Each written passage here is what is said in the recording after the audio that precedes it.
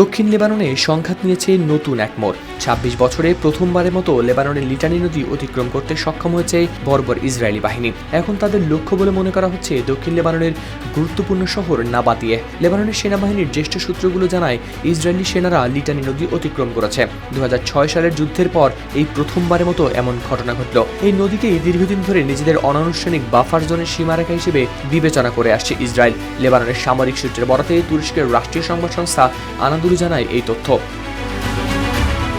বর্তমানে নাবাতিয়ে শহরের উপকণ্ঠে অবস্থান করছে ইসরায়েলি বাহিনী। শহরটি শুধু দক্ষিণ লেবাননের অর্থনৈতিক কেন্দ্রই নয়, এটি বহু মানুষের কাছে প্রতিরোধের প্রতীক। শিয়া অধ্যুষিত এই শহর ইসরায়েলের নিয়ন্ত্রণে চলে গেলে তা হবে সাম্প্রতিক সংঘাতের সবচেয়ে বড় সামরিক ও রাজনৈতিক পরিবর্তনগুলোর একটি। ইসরায়েলি হামলার বিরুদ্ধে দীর্ঘদিন সামনের সারিতে অবস্থান করার ঐতিহাসিক ভূমিকার কারণে লেবাননের অনেক মানুষ নাবাতিয়েকে বিবেচনা করে থাকেন প্রতিরোধের প্রতীক হিসেবে। সংবাদ মাধ্যম আল জাজিরার প্রতিবেদনে বলা হয়, ইসরায়েল নাবাতিয়েকে চারদিক থেকেই ঘিরে ফেলার চেষ্টা করছে।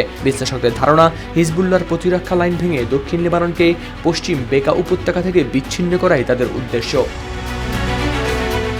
এক বিবৃতিতে লেবাননের সেনাবাহিনী জানায়, নাবাতিয়ের কাছে একটি গাড়িতে ইসরায়েলি ড্রোন হামলায় লেবাননের ২ সেনা গুরুতর আহত হয়েছেন। লেবাননের জাতীয় বার্তা সংস্থা এনএনএ জানায়, জেপশিদ গ্রামে আরেক হামলায় একজন প্যারামেডিক নিহত ও ৪ জন আহত হয়েছেন। একটি হাসপাতালও হয়েছে ক্ষতিগ্রস্ত।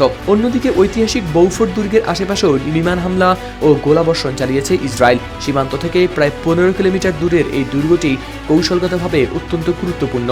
এর পাল্টা জবাবও দিয়েছে হিজবুল্লাহ। গোষ্ঠীটি জানায়, তারা উত্তর ইসরায়েলের কিরিয়াত শমোনা শহরের দিকে রকেট ছুড়েছে। পাশাপাশি দক্ষিণ লেবাননে ইসরায়েলি সেনাদের উপর অতর্কিত হামলা চালিয়ে তাদের পিছু হটতেও বাধ্য করার দাবি করেছে গোষ্ঠীটি।